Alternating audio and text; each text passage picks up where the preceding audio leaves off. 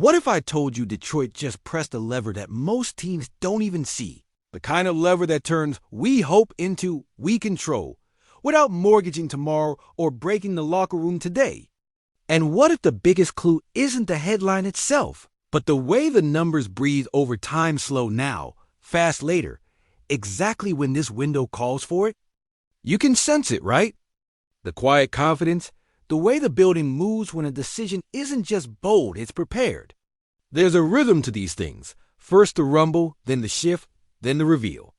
We're right before that third step, and you're going to understand every line on the page when we get there. Because what Detroit may have pulled off changes the standard for how winning teams write contracts in the modern NFL. Here's my promise to you. I'll break down why this front office is operating like engineers, not gamblers.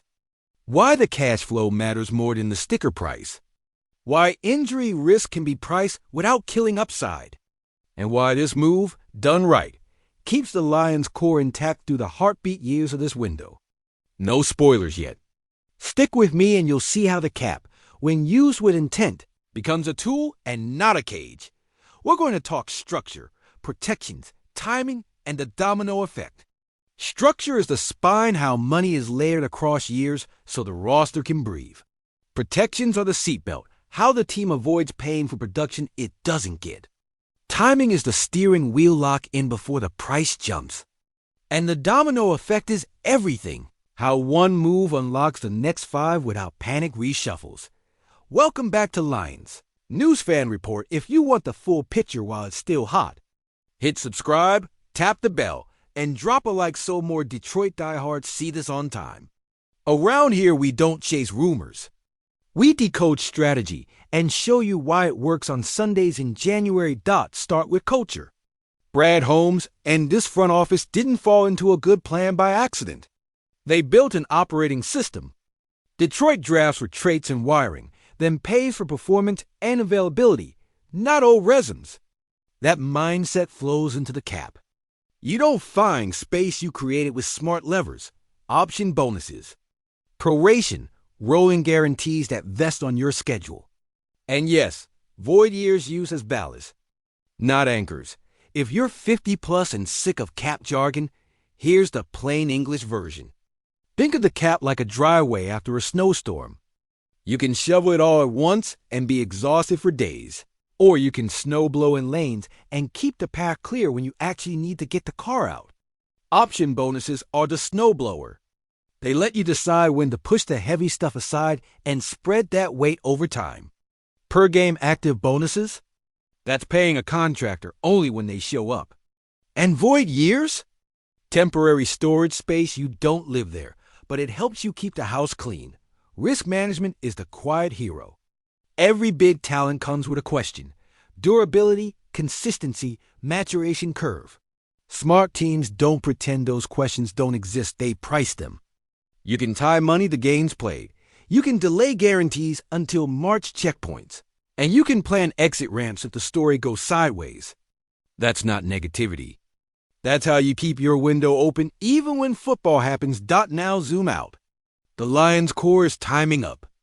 Aiden Hutchinson, Jahmyr Gibbs, Brian Branch, Sam Laporta, Jack Campbell, those decisions are walking toward you whether you schedule them or not.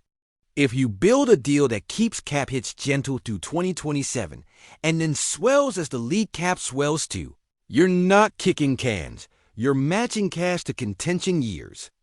That's called alignment. And alignment is how you keep the door to February cracked wide open. Okay? Deep breath. Here's the reveal you've been waiting for. Detroit moved to secure Jameson Williams on a multi-year extension that, on the surface, made people gasp at the headline 3 years. Up to a massive total, but under the hood reads like a masterclass in cap architecture. The headline looks like fireworks. The footnotes look like a chessboard with extra queens. And that's the whole ball game. The genius is in the cash calendar. The reported structure keeps cap hits modest in the near term, right when you want the roster stacked too deep at PREM, IUM spots, and then uses plan option. Bonuses in the out years as built in. Restructures Numbers floating around the league office chatter sound like option. Triggers in successive seasons figures in the 10-12-16-high-20s range that Detroit can split across 5 future years with the help of void seasons. Translation: the team decides when to push and when to pause, not the other way around. This is financial engineering with a football brain. Each option can be turned on when it best fits the yearly plan, spreading the burden without gutting flexibility. If the window is hot, you press the button and smooth the spike. If you need relief, you sequence the options to protect the roster. It's not magic. It's planning. And it keeps the checkbook aligned with the scoreboard instead of the rumor mill. The protection piece, this is where the front office earns its flowers. The deal is laced with per-game active bonuses in the meat of the contract. Think roughly $1.7 million per season carved into weekly checks in those years. Ballparked at about $100,000 per game from 2026 through 2029. You dress, you play, you collect. Miss time, and those dollars don't just vanish into guarantees. They slide off the books or become harder to earn the next year. That's how you reward availability without punishing ambition. Guarantees are staged like guardrails. Locked-in money sits in the early portion of the deal signing. The upcoming base, the next season's compensation, while the later years convert only on the third day of the league year. That March trigger, reportedly around $16 million for the later checkpoint, is the team's control panel. If health or performance tanks, Detroit has exit ramps. If Jameson blossoms into the field tilter, his speed screams he can be. The team leans in and lets the escalator carry both sides up the hill. Timing matters as much as terms.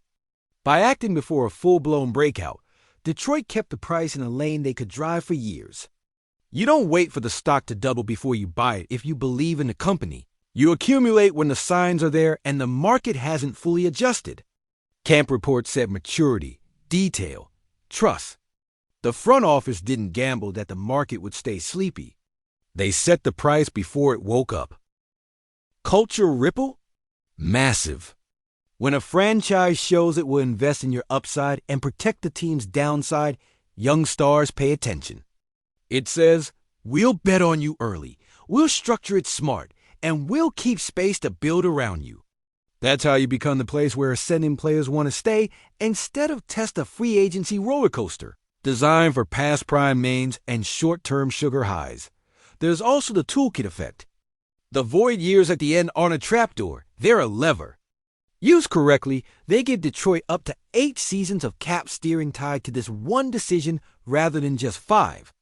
That extends the usefulness of the contract in a way fans can feel one more difference maker at the deadline, one more veteran glue piece in November, one more insurance policy on the offensive line when the calendar gets cold. And here's the roster construction domino line. Keep this year and next year's cap clean, and you can stagger major extensions without piling all the weight in the same month.